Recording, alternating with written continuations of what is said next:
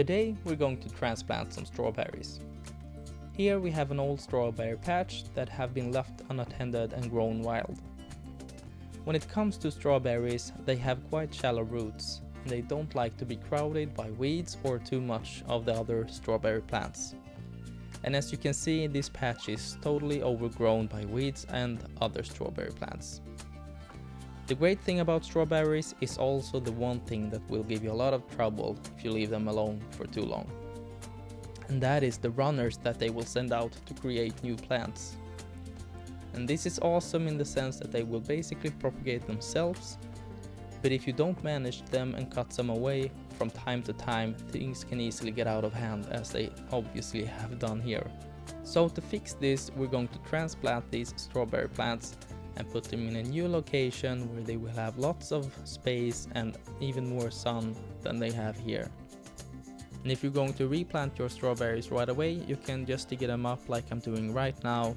But if you're going to replant them at a later stage, you should put them either in a pot of soil or take these bare root plants and put them in a plastic bag, and then when it comes time to plant them again, you should put them in a bucket of water to rehydrate for at least 30 minutes.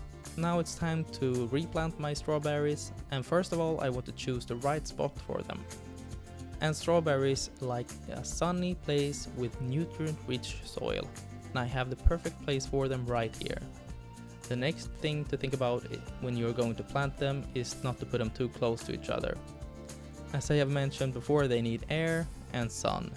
And also remember that they will self-propagate if you don't cut away all the runners, so leave some space in between your plants.